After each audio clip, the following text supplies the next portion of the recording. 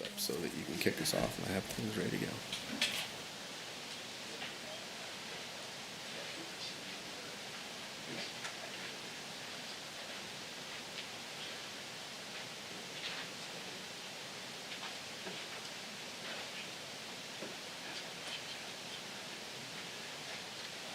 Hey, I thought I'd give you guys a second for a sound check and potentially a white balance if you need it.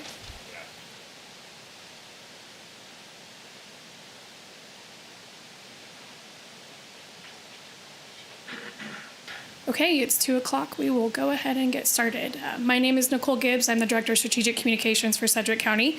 We are holding this press conference today to talk about the intersection at 29th and 135th Street.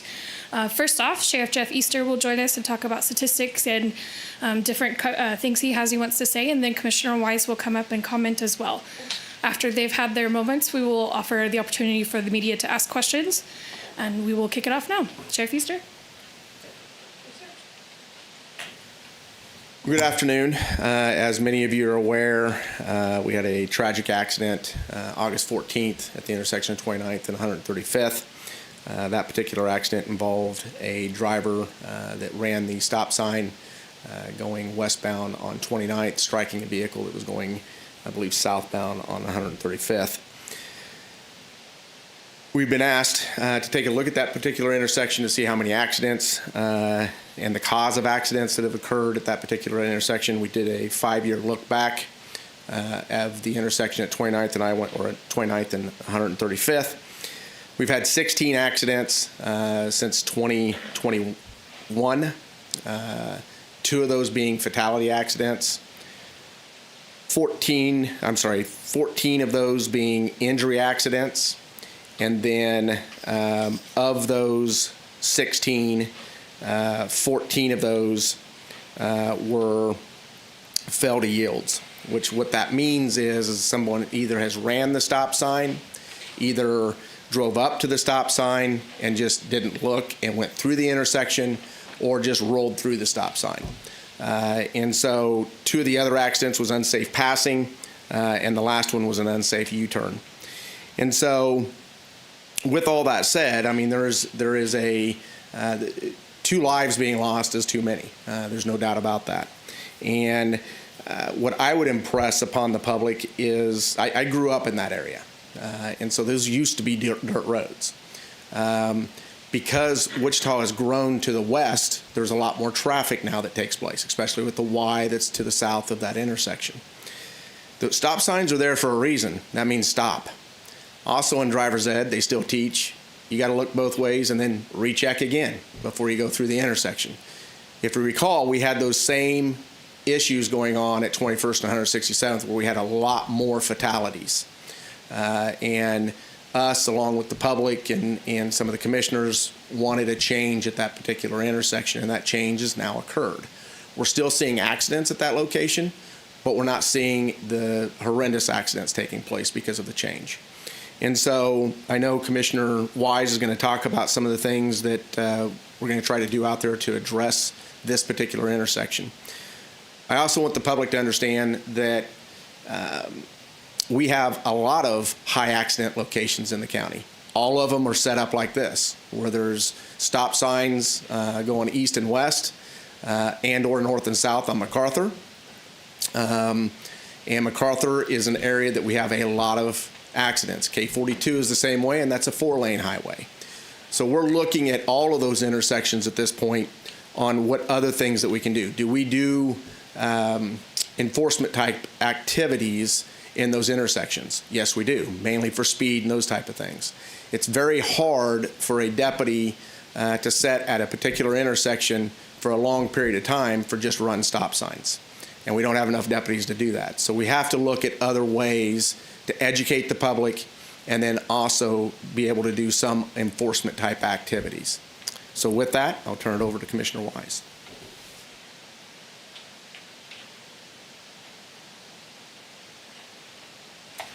Thank you, Sheriff, and good afternoon. I want to begin by extending my deepest condolences to the family of Tiffany Jones during this heartbreaking time. My thoughts and prayers are also with the injured family as they navigate through the recovery time that follows such a tragic accident. This recent crash, along with the heartbreaking loss of Deputy Sidney Carter at this same intersection, is a painful reminder that we must act. The 29th and 135th area is busy and it's growing. While that growth is good and it's a good sign for our community, it also brings more traffic and unfortunately more risk. We know the majority of crashes at this intersection are caused by drivers failing to yield, and that's something that the county can help and address. With school back in session, I think about the kids, parents, and buses traveling this intersection every day. As a mom, that makes this personal to me. Their safety has to come first. We all face distractions, but behind the wheel, nothing is more important than paying attention. Lives depend on it. I'm pushing for at least a message board to be placed at 29th Street and 135th this week. Then I will partner with the Sheriff's Office and Sedgwick County Public Works for a quick, permanent, and effective solution to improve the safety immediately. It is my duty to keep this community safe, and I will not stop pushing until changes are made to protect everyone better at the intersection of 29th and 135th. Thank you. I think to that, we can open for any questions for both Sheriff and I. You both mentioned how quickly the area is growing. What kind of planning is in place to accommodate that increased traffic before it gets to be more than a corner can handle? What I would like to work with Public Works and traffic operations on is taking a look at all of our intersections. As Sheriff mentioned, we have several, and we have others that are actually more maybe dangerous or more accidents occur at. I'd like to take a look at all of those and be more aggressive to get ahead of this growth. And maybe we put it in a plan if I can have support of my other commissioners. Maybe we address 5 intersections a year, put this on a plan where we can identify where the growth is happening, where the accidents are occurring, and how we can put it on a speed plan to get it improved and safer for our community. You mentioned a message board, just for people that aren't as familiar with, some of like Public Works terminology here. What Sure. might that look like, and how do we hope that might catch people's attention and get them to Sure. acknowledge that stuff? Well, a message board is what you would see usually in construction areas where it says construction ahead or 1 lane ahead, or a digital sign that's solar power run.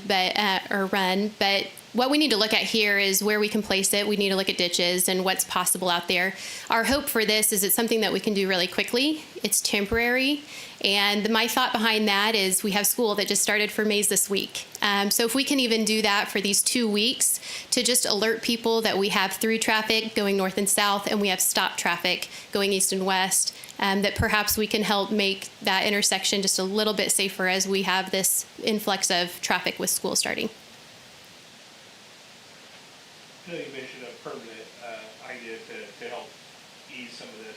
What's the permanent idea? Does it matter of rumble strips, flashing red light on the stop sign? Kind of what's some of the ideas kicking around? So I think there's, several type of things that can happen. You can have a 4-way stop put in. You can have a 4-way light put in, rumble strips, bigger stop signs with flashing red lights on them, or even to the point which is even more expensive is the roundabouts. From my experience, the roundabouts work. You might have a few accidents, but they're not going to be high speed. They're not going to be those jaw-wrenching accidents that you see. We used to see on 21st and 167th that we're seeing at K15 right now, or K42. So those are all options that could be looked at this point.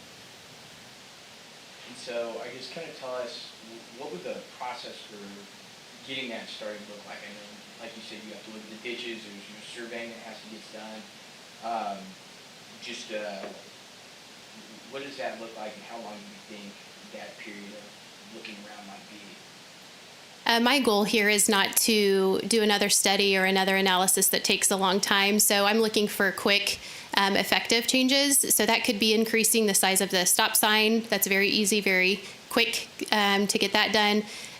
Rumble strips we just installed at 167th and 21st Street, where we just took that to a four-way stop.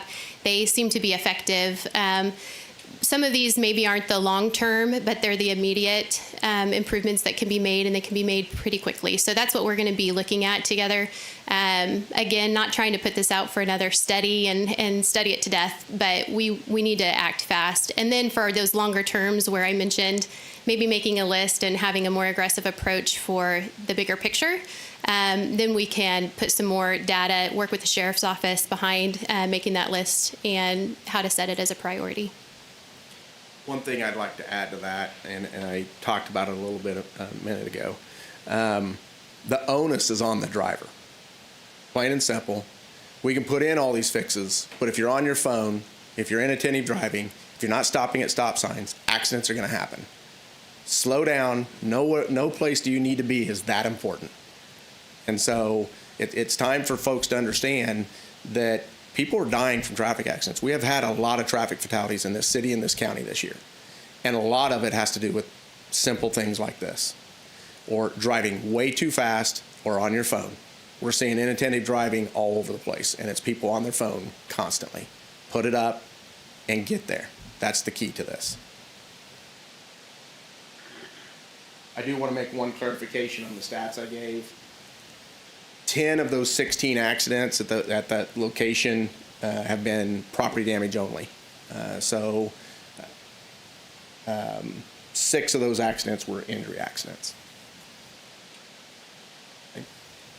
What are some of the costs? I know the message boards mentioned rumble strips. What are the costs for those? I don't have those numbers, but from my understanding, those are very affordable, inexpensive, and quick repairs that we can make. Or I guess not repairs, but improvements we can make there.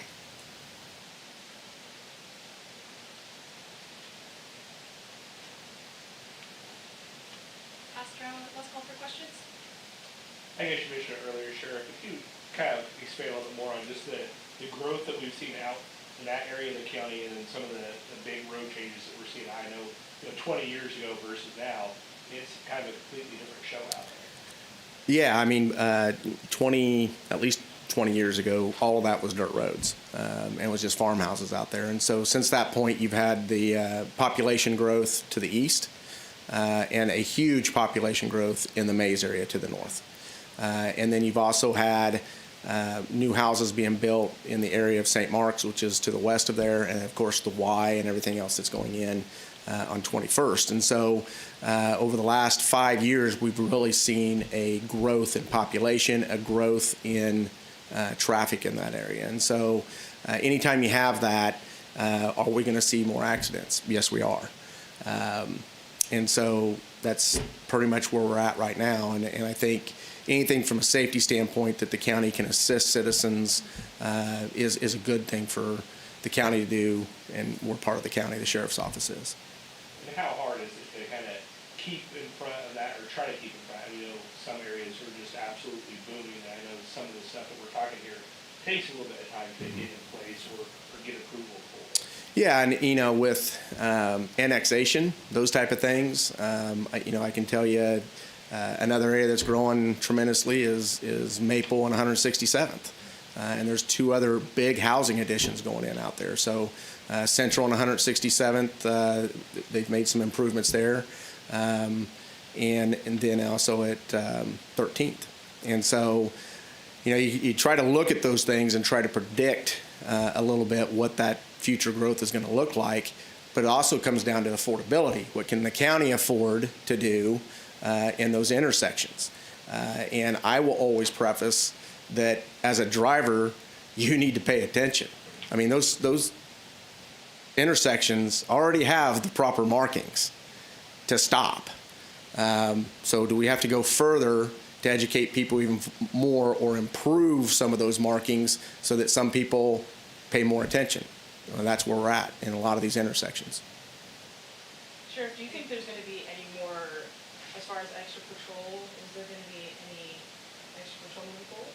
So we concentrate on high accident locations.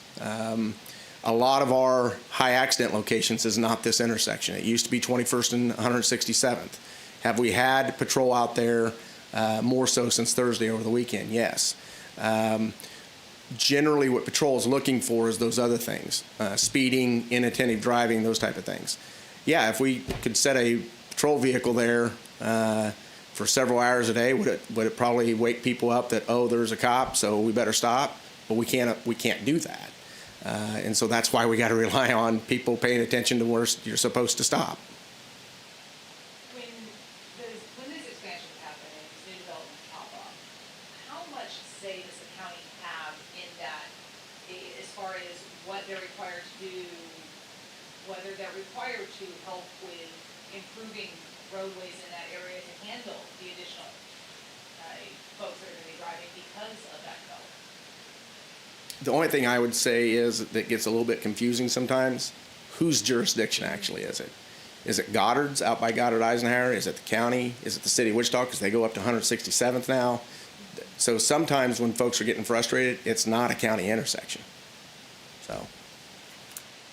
And I would just add to that Public Works, they work very closely with all of the planning departments, planning commission, and I think that's where a lot of this can be spoken of early on and looking and forecasting of what's being platted, what plans are out there, so that we can work with those developments and with the developers on what needs to happen with our streets to accommodate for the growth.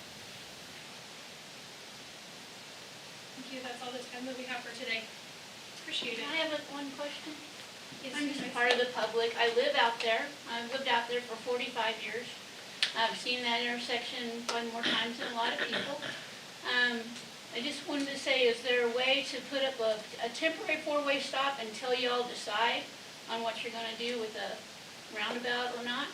That is in discussion, yes. So I'm not shy to, if I had my way, we would go out and do that today, but I need to work with others before making that decision. But absolutely, that's an easy fix. We just need to look at how that changes the flow of traffic, better or worse, timing to do that. Again, with school starting, it's probably strategic to think about what drastic traffic changes can do and not confuse the intersection. So that's absolutely on the table.